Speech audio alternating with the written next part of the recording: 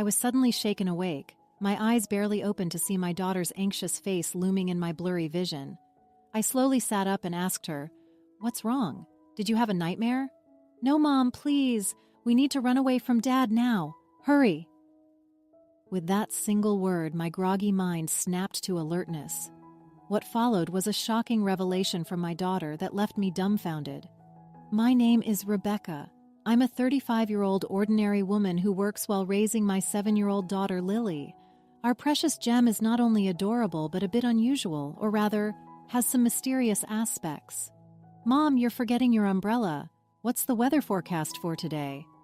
The weather forecast for that day was partly sunny with clouds. Despite the thick clouds, there were patches of blue sky. I was stopped by my daughter as I was about to leave the house before her. "It's fine. There's only a 10% chance of rain today." "But Mom, you're going to get soaked. I saw it in a dream. Please take an umbrella with you." Reluctantly, I took the umbrella she handed me and headed to work. No way I encountered a sudden downpour just before I was about to return home. I was surprised and came home drenched, only to be proudly greeted by my daughter, whose umbrella was also wet on the stand. "Welcome home, Mom. See, it happened just like I said." Lily has had this slight mysterious power since she was very young, accurately predicting the weather and dinner menus. It might be an exaggeration to call it a precognitive ability, but it's unusual. She sometimes feels out of place when playing with friends, but she doesn't seem to mind. Above all, we, her family, have accepted this as part of her uniqueness, and she's otherwise a perfectly normal, adorable girl. What concerns me more is my husband David, who is the same age as me. We met through a marriage agency. Back then, I was a hardworking career woman. I was successful but inexperienced with relationships. Urged by my impatient parents, I registered with the agency. It might be odd for a wife to say, but David was even more handsome back then and instantly charmed me. Moreover, he was a feminist, and I instantly fell in love. Our relationship quickly progressed with marriage in mind. My husband and I have been married for 10 years this year. He always comes home late these days. Lily is only 7 years old, and she still requires a lot of care. Juggling her care, household chores, and work without David's help has been overwhelming. Everything costs money these days, and we need to save as much as we can for Lily's sake. You never know what might happen, so I'm working hard. That's what he said when I asked him about it. I can't argue with him when he says it's for Lily's sake. I've been overwhelmed with work, household chores, and solo parenting. Then one day, David came home early, looking extremely tense. Sensing the mood, I sent Lily away before asking, "What's wrong? Did something happen?" "I want to quit my job." "What? What?" It was completely unexpected. After putting Lily to bed, we talked, and it turned out he's been struggling with workplace relationships and no longer finds his job fulfilling, making it a pain to go to work. "Don't blame me. I just can't take it anymore. Once things settle down, I'll find another job right away. Until then, I'll take care of everything at home." I didn't want him to quit, but forcing him could lead to worse outcomes. "I see. All right." Reluctantly, I agreed to his request. Before long, I got serious about my job, and my husband became a stay-at-home dad. His way of doing household chores and cooking was, to put it mildly, a bit sloppy compared to when I did them. What particularly bothered me was the meals. I came home around 9 o'clock at night when my daughter went to bed and ate my husband's homemade food. But there was a lot of fried food, and the seasoning was surprisingly strong, so I always needed water for the first time. I ate it. I couldn't help but confront him. "What is this? You didn't feed the same thing to our daughter, did you?" No. I made sure to prepare something with lighter flavors for the kid, and I kept the portions appropriate. I thought you'd appreciate something with a bit more flavor after a long day. Enjoying the story so far? Show your support by liking and subscribing to our channel. Now let's dive back into the story. Too much fried food, not enough vegetables, and the soup barely tastes like anything. I'd be fine with lighter seasoning for kids, and I wish you'd pay more attention to balancing the meals. Despite my repeated comments, the seasoning and menu hardly changed. If I tried to leave anything uneaten, he'd say, "I'll save it for our daughter to eat tomorrow." That's a joke. I'd rather eat it myself than let our daughter have it. Reluctantly, I'd finish my meal. As an apology, he started offering dessert after dinner. He also began preparing a nightly drink and snack, calling it a nightcap, thinking it would please me. I hadn't been much of a drinker or late-night snacker before, but I couldn't outright reject his kindness. I appreciated his efforts in cooking and his attempts at being a good house husband, so I generally turned a blind eye, enjoying the break from household chores. About 6 months into my role as the primary breadwinner, I finally had a day off with absolutely no plans. However, I felt off from the morning and lay down, feeling foggy. Lately, I've been feeling lethargic without any fever and suffering from headaches. I'd fall asleep right after eating. Maybe I've been overdoing it at work. Luckily, my husband took our daughter out to a nearby large shopping mall, promising to contact me if anything came up. I was grateful for his thoughtfulness, allowing me some much-needed rest. Feeling grateful to my husband in my heart, I was dozing off. I'm back. I woke up to the sound of the front door and my husband's voice. I realized that it was already evening. I had slept through the day without having lunch since before noon. Welcome back. Sorry, honey, I couldn't play with you today. Did you have fun? I asked our daughter, holding a palm-sized character mascot she must have gotten while out. But she nodded quietly, looking down, unlike her usual self. I tilted my head, puzzled by her unusual behavior. What's wrong? Did something happen? Maybe she's just tired from walking around all day. You should take a shower and rest early, okay? My husband gently placed his hand on our daughter's shoulder, and she nodded slightly before heading to her room. When she was out of sight, I quietly asked my husband, "Hey, she seemed a bit off. Did you scold her or something?" "No, I didn't do anything. I think she's just tired. Anyway, about dinner." I tensed up at his words. I was frankly fed up with his cooking. "You know what? I'll cook tonight. I've had a restful day and feel energized." "Oh, okay. Then I'll prepare the nightcap. I even bought dessert as usual." He smiled, lifting a bag that had the logo of a famous cream puff shop. "Let's make tonight's meal low-calorie and nutritious."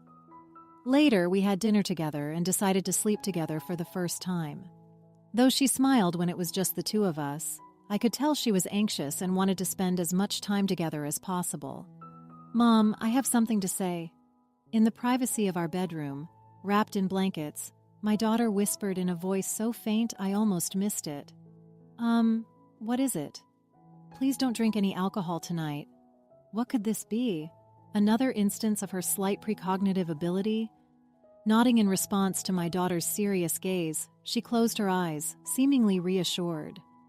And so, before my husband could prepare our nightcap, I went to bed and decided to sleep early. Surely he wouldn't go as far as to wake me up for a drink. If he tries to wake me, I'll just pretend to be asleep.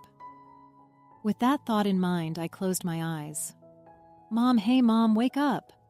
I was suddenly shaken awake, my eyes barely open to see my daughter's anxious face looming in my blurry vision. I realized I had fallen asleep, my vision blurry as my daughter's anxious face came into view. Checking the bedside clock, I saw it was 2 a.m., and I noticed my husband, who should have been sleeping next to me, was absent. Maybe he went to the bathroom. Slowly sitting up, I asked her, "What's wrong? Did you have a nightmare?" "No, Mom, please. We need to run away from Dad. Now! Hurry!" With that single word, she snapped me out of my grogginess. What did she just say? Asking her quietly, still in shock, Why would you say that?" "This is our chance while Dad's not here. Because if we don't, something bad's going to happen to you, Mom, like getting sick or an accident." "What do you mean?" As I stared dumbfounded, my daughter, unable to hold back any longer, started to cry. Holding her in my lap and gently stroking her trembling back, she gradually calmed down and began to speak. According to her, while returning from the restroom at the mall, she overheard her dad on the phone. Having always been told not to interrupt when someone is on the phone, she approached quietly. Dad was saying, "Just a little longer, and she'll be gone," planning to make it look like an accident or illness. "Once that's done, we can be together with the insurance money." Who was he talking to? Enjoying the story so far?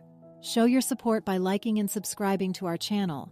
Now let's dive back into the story. "I don't know.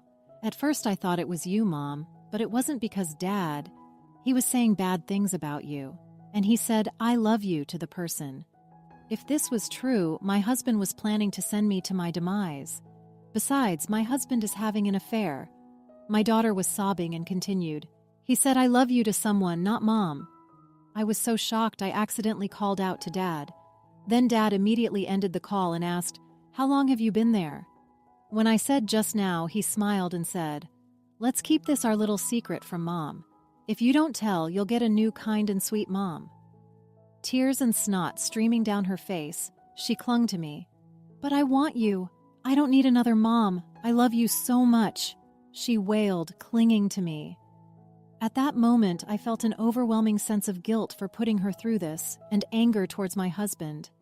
My daughter had braved her fears to protect me from her father. How scared she must have been. How much courage she must have needed. Afterward, holding my daughter, we went downstairs to the entrance. The moment I noticed my husband's favorite shoes were missing, any slight trust I had in him vanished alongside my daughter's words. According to her, this wasn't the first time he had left in the middle of the night. She had seen him leave several times when going to the bathroom. How had I never noticed before? Even in deep sleep, if my daughter rarely wakes up at night and had seen him leave multiple times, it must have been frequent. My daughter was gripping the hem of my dress tightly. Her actions made me realize there was no time to doubt my husband. That's right, this is not the time for that. I need to respond to my daughter's courage. Perhaps because I hadn't drunk any alcohol, I felt more alert and clear-headed than usual. Looking into my daughter's eyes, I said, "Lily, if we run away from Dad now, we might never see him again. Will you still come with me?" "Yes, I'm scared of Dad. I want to be with you, Mom. I want to stay with you forever." All right, I made up my mind. Fortunately, my daughter was in the middle of her summer vacation. I told her to pack what she needed, and I quickly packed our bags as well. And then I was stunned as I checked the contents of the drawer where I kept our valuables. Opening another drawer that I rarely opened, my suspicion was confirmed. A surge of anger rose within me. But for now, leaving was the priority. We hurriedly left the house before dawn and decided to seek refuge at my parents' house.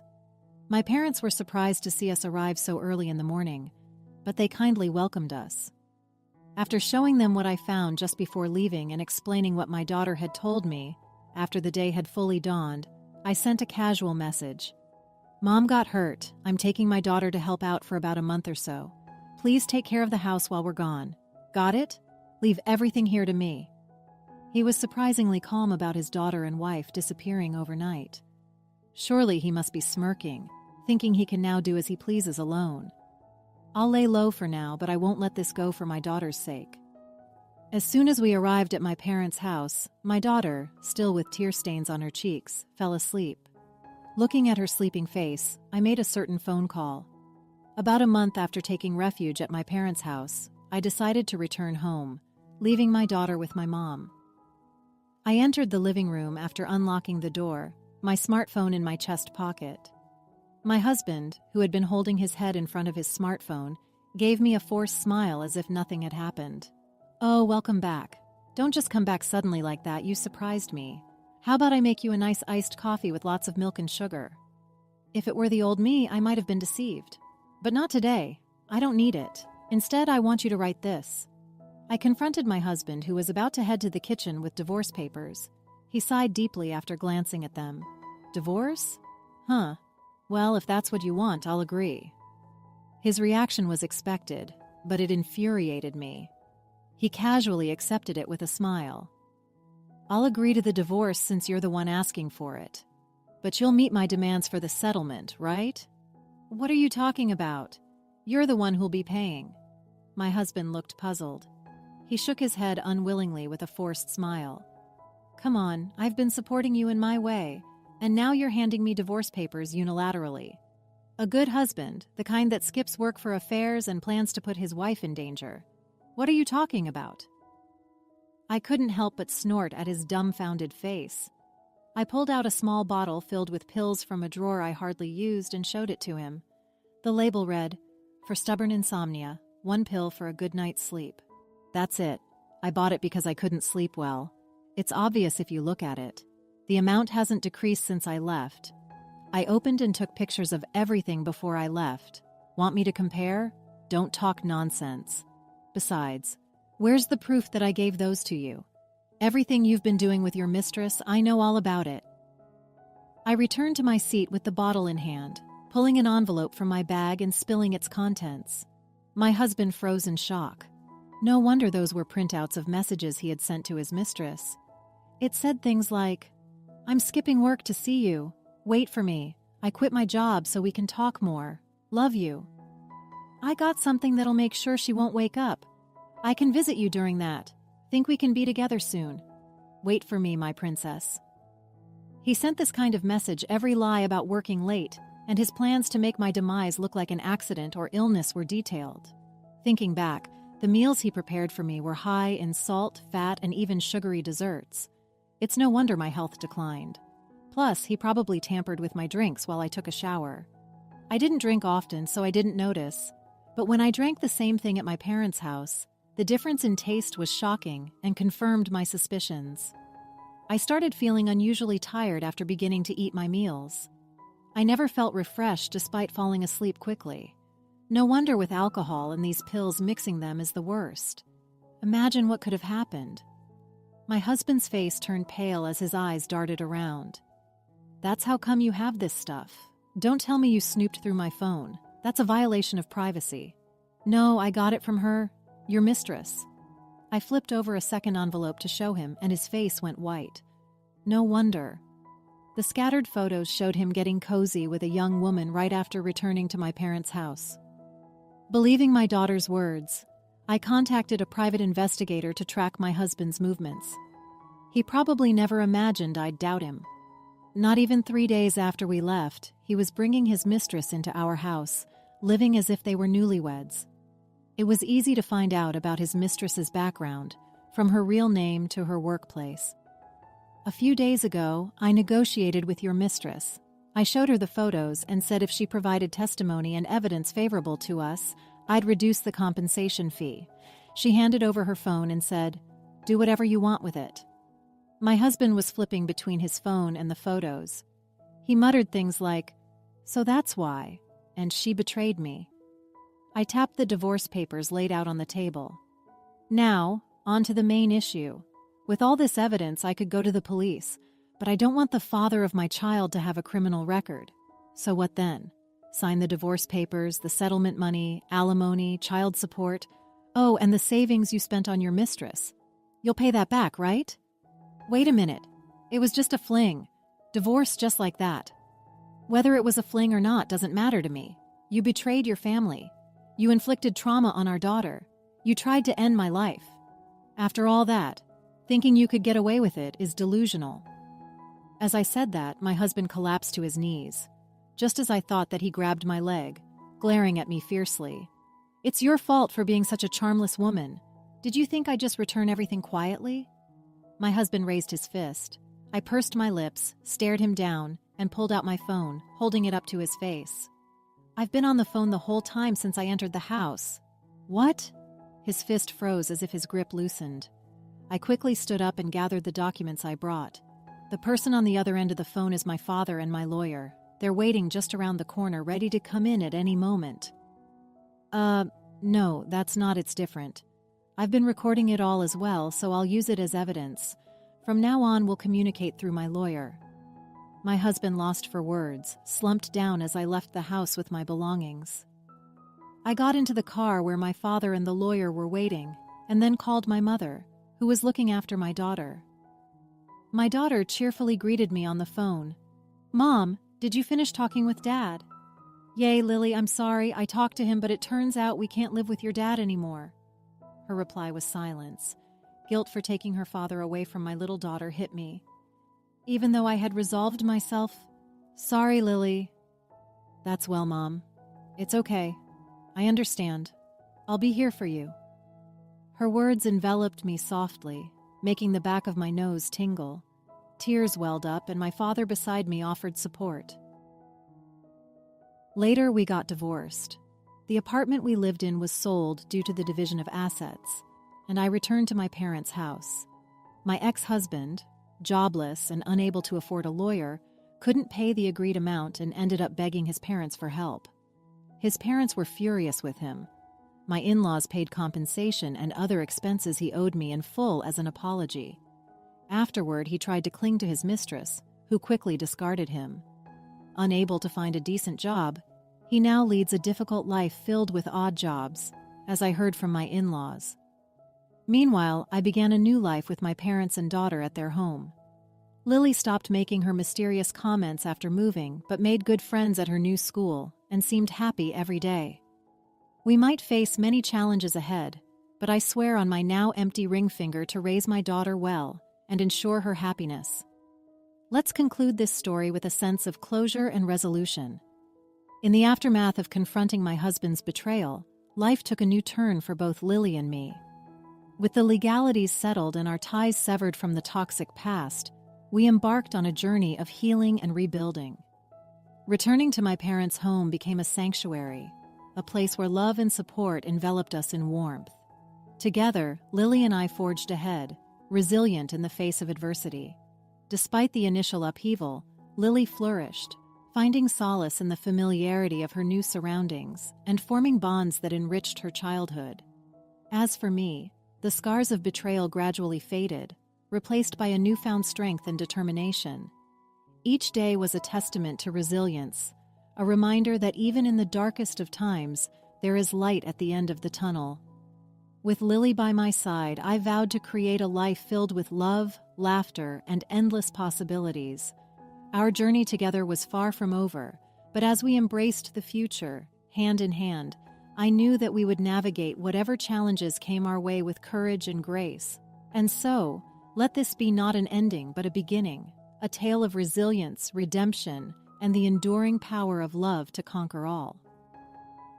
Thanks for watching. How did you find the story? Let me know in the comments below.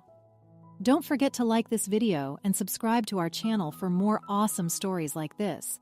Your feedback and support mean a lot.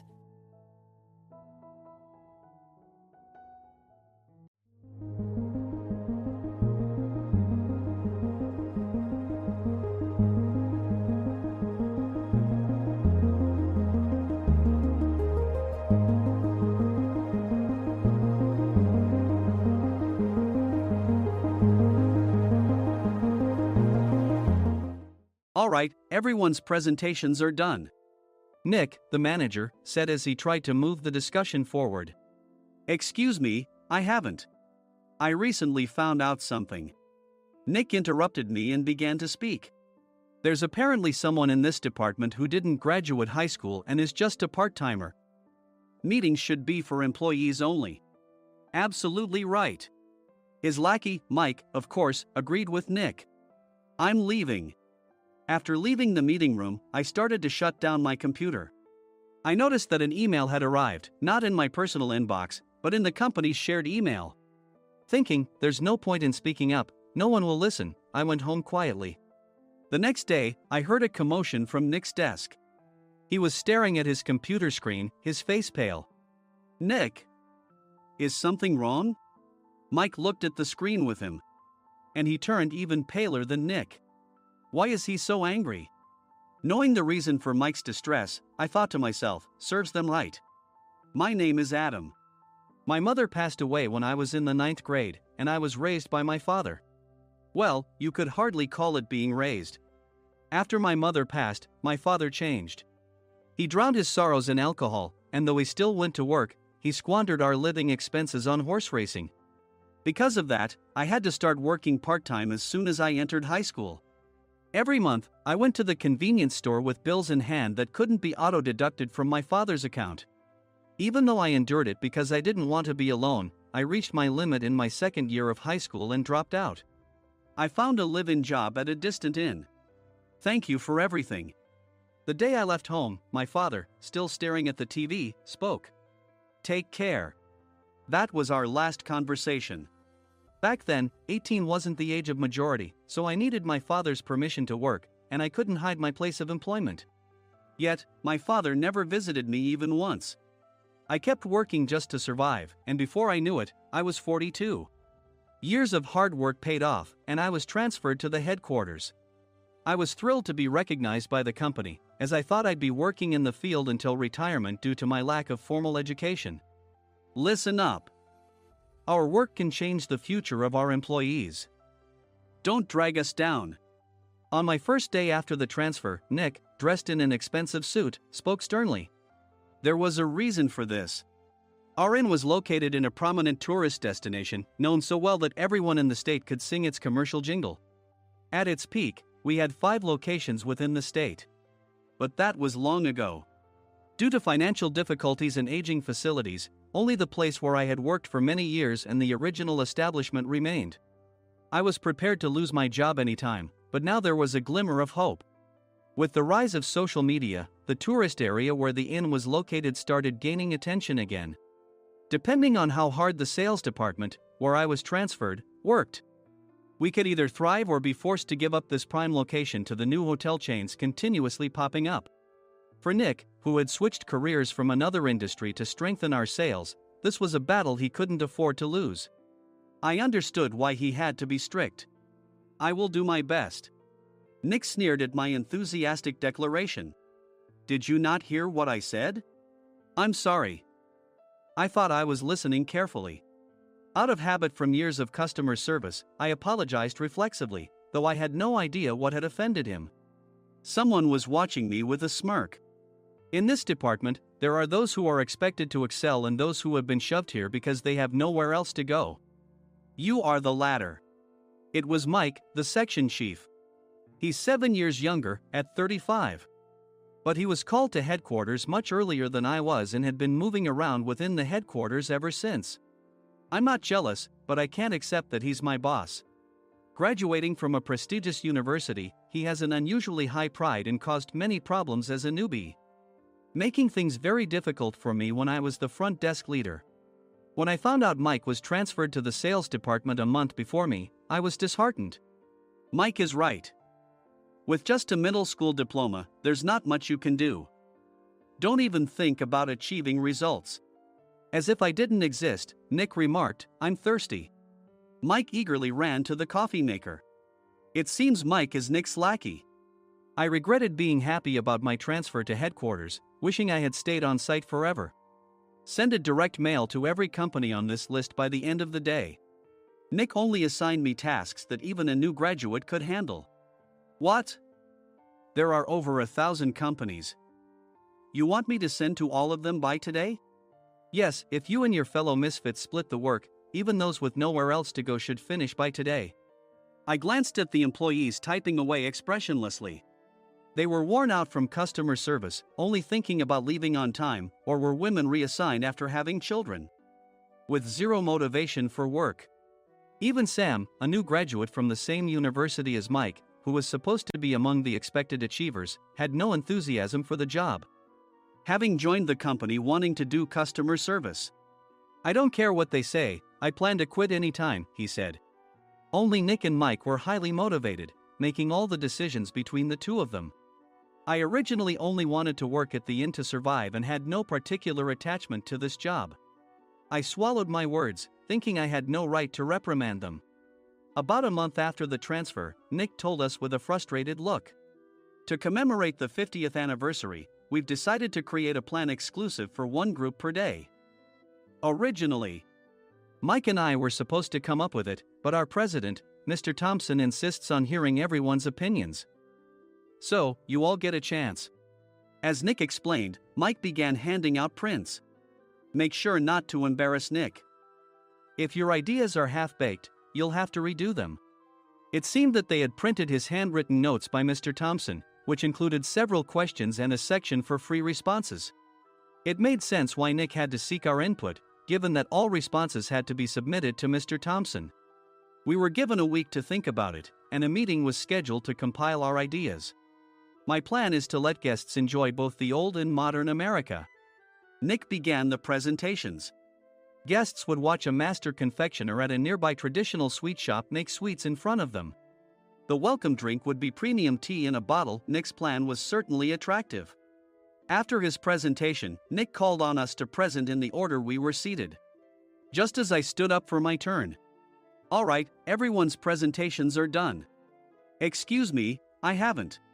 I recently found out something. Nick interrupted me. There's someone in this department who didn't graduate high school and is just a part-timer. He was likely talking about me. I joined the company as a part-timer and was made a full-time employee when I turned 20. That was 20 years ago, so Nick and Mike probably had no chance to know until recently. Meetings should be for employees only. Absolutely right. After that, Nick kept creating opportunities to solicit everyone's opinions, purposefully excluding me from speaking. The meeting unexpectedly heated up and went past the scheduled end time. A few people asked to leave, and the discussion continued with the remaining few. Still here? Normally, you'd leave in that situation. Though I had no attachment to the job initially, hearing kind words from customers made me want to make them happier. For someone like me, with nowhere to go, the inn was my home and customer service was my life. I felt pathetic about my current self. I'm leaving. I left the conference room and started shutting down my computer. I noticed an email had arrived, not in my personal inbox, but in the company's shared email. Thinking no one would listen to what I had to say anyway, I quietly went home. The next day, while preparing the DM as instructed, I heard a commotion from Nick's desk. In his haste to stand up, he hit his knee on the desk. He stared at his computer screen, his face pale. Nick! What's wrong? Mike, thinking he should be the first to rush over, approached Nick while still wearing his coat. He peered at the screen with Nick. And he turned even paler than Nick. Why is he so angry? Who is responsible for this company? Nick, more irritated than ever, asked, and Mike answered without checking. Probably Sam. Sam wasn't there because he was attending a morning training session for new hires. Nick gave up on getting angry and returned his gaze to the screen. They were looking at an email that arrived right after the end of the working day yesterday. Apparently, no one, including me, had checked it before leaving. The email was from a large company that used us for their annual employee trips. The president and executives of that company also frequently used our services personally. President of the company, Mr. Mason himself had declared that neither he nor his company would ever use our services again. Well, some companies cancel their employee trips or stop using our services due to financial struggles. Let's just move on. Mike kept wiping the sweat from his forehead with a handkerchief. Knowing why Mike was so agitated, I quietly watched their interaction. Do you know how much revenue we get from that company? We can find other guests to fill the rooms, but we'll lose the banquet costs, gift shop revenue, rental car fees, and more. Moreover, the gifts were supposed to be prepared by the traditional confectionery shop involved in Nick's proposed plan. If it's known that we incurred such a huge loss at this critical time, Nick's position in the company would be jeopardized. Nick took a deep breath, seemingly trying to calm himself. All right, Mike. Go to New York right now and apologize to Mr. Mason. What? You're coming with me, right? I have urgent work to do. I trust you, which is why I'm entrusting this to you. Please. Mike, believing Nick's sincerity, agreed with a determined look on his face, saying, yes. That's Nick for you. Even if Mike went to apologize, Nick would shift all the blame onto him if the client didn't change their mind. Well, it was Mike's fault to begin with, so it served him right. About 3 hours later, Sam answered a call from somewhere and repeatedly apologized, saying, I'm very sorry. Everyone watched to see what was happening. After ending the call, he informed Nick with a weary tone. When Mike arrived at the client's company, he only made things worse, further infuriating Mr. Mason. He was demanding, get his boss here immediately. It was no wonder Sam was exhausted, dealing with such a call right after returning from training. What is that idiot doing? All right, Adam, you're coming with me. If sacrificing Mike didn't work, then I must be next. Normally, I'd want to refuse at all costs, but I saw an opportunity in this situation. If I can be of assistance, I'd be happy to join you. I obediently followed Nick, and we flew to New York. When we introduced ourselves at the reception, it became clear how serious the situation was, as the receptionist personally escorted us to the president's office. Angry voices leaked through the door, making both Nick and me uneasy. Excuse me. I'm Nick, the supervisor. I understand my subordinate has caused you trouble, and I deeply apologize. Nick, with his experience in the corporate world, knew enough to offer an apology before excuses. However, his customer service skills left much to be desired. I sighed as I saw Mike trembling like a small dog in the corner of the room. "What kind of training are you giving your subordinates?" Mr. Mason glared at Nick with a red face. The intensity of his gaze made even Nick take a step back. Regrettably, I joined this company only 2 years ago and was unaware of Mike's issues. I should have identified his shortcomings sooner. Indeed, I should have realized sooner. No sensible person would come to apologize and then give a lengthy presentation on the drawbacks of not using their in. Nick froze, his mouth slightly open. Suspecting the worst, I picked up the documents that had fallen to the floor. It seemed Mike hastily prepared these documents on the plane, listing the disadvantages. Disadvantage 1: if you change the venue for the company trip, employees might suspect it's for cost-cutting reasons, leading to a negative impression.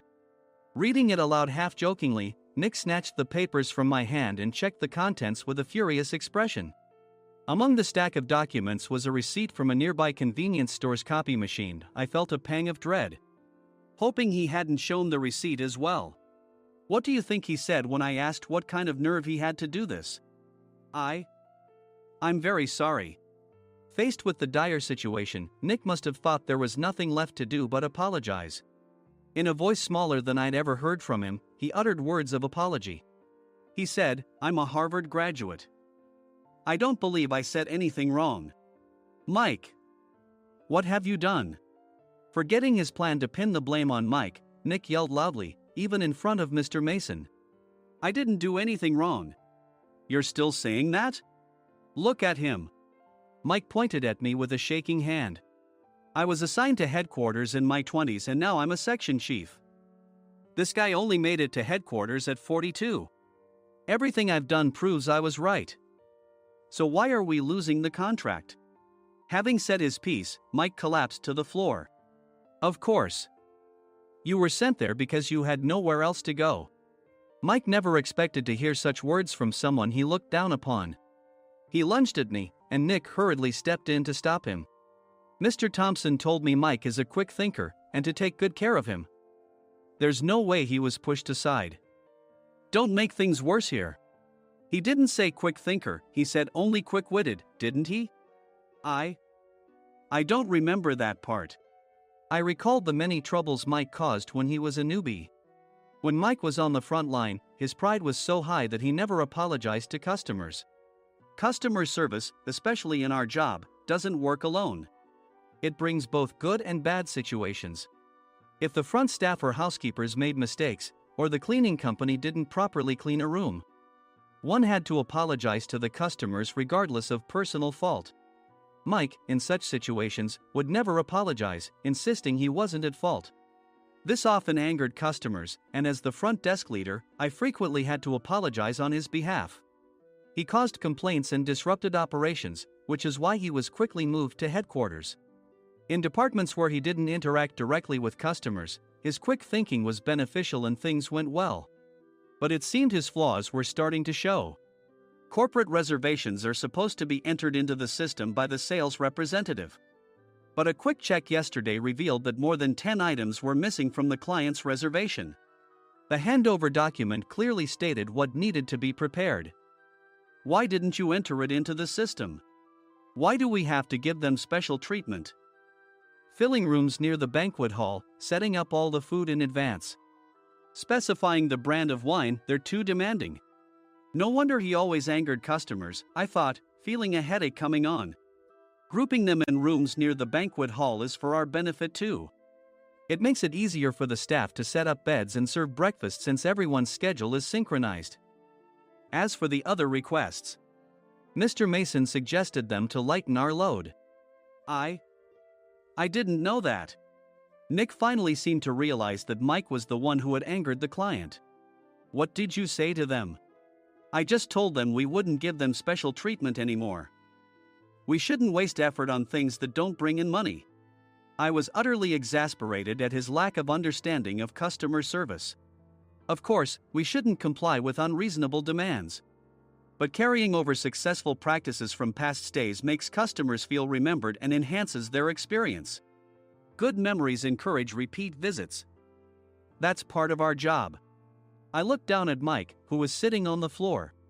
In our job, nothing is a waste. Mr. Thompson likely moved you to the sales department, hoping you'd finally understand this. How do you think he feels now that you've failed to meet his expectations? Mike, tears in his eyes, fled the president's office. I was amazed he still hadn't apologized. You have it tough, Adam. It's okay, we're all employees of the same company. I deeply apologize for this disrespectful incident. Especially after all the care you've shown us. If it weren't for you, Adam, I really would have stopped staying here. When I heard you were moving to the sales department, I was willing to reconsider if you handled it. Seeing us talk so amicably, Nick's face contorted. Do you two know each other? Adam's service is excellent. I always requested him specifically. Normally, we don't accept specific staff requests, but we made an exception for Mr. Mason, adjusting my shifts accordingly. He had personally stayed at our hotel just before my transfer, and during casual conversation, I mentioned, I'm moving to the sales department soon. If I hadn't told him then, things could have been much worse. Please continue to take care of us. I look forward to it. On the return flight, Nick awkwardly offered me a can of beer. It's still working hours. Of course, I had no intention of forgiving him for a single beer. Nick might try to pin everything on Mike and avoid any consequences. While pondering this, a startling fact came to light. Nick, the tea bottles for the plan have arrived. I handed Nick a bottle labeled with our inn's name. They look good. What are you talking about? These are plastic bottles. I had assumed we would use the trendy, high-end bottling tea. But what arrived were ordinary plastic bottles of tea with customized labels. The only unique aspect was the label, which had the inn's name, making it look customized. Upon further investigation, I discovered that a substantial amount of money was set to be paid to the tea company. It was priced like bottling tea. Does this plastic bottle really cost $100 each? The tea inside is specially blended for us. The extra cost is for that. Wouldn't it be better to use another tea company? Or is there a specific reason we must use this one? As Nick continued to make excuses, I showed him a printed email. I informed the tea company's president, Mr. Mitchell, that we discovered irregular payments and he confessed.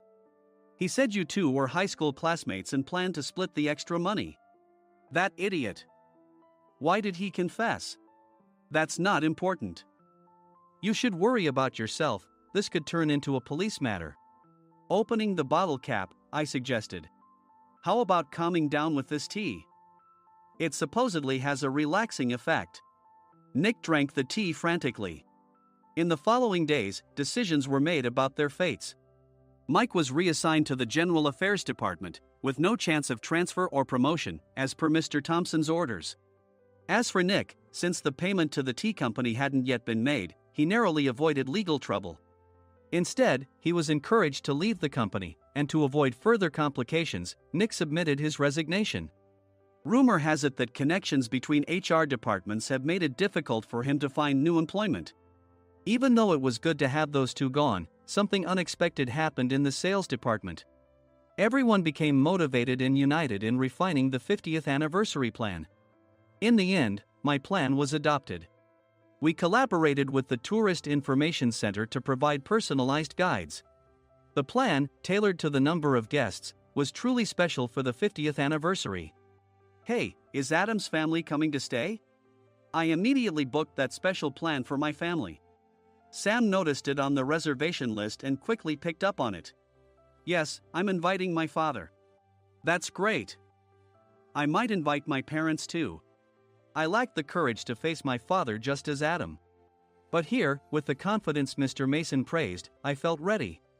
The 50th anniversary plan was a perfect opportunity to reconnect with my father. I hoped to bring back the days when we could laugh together as we once did.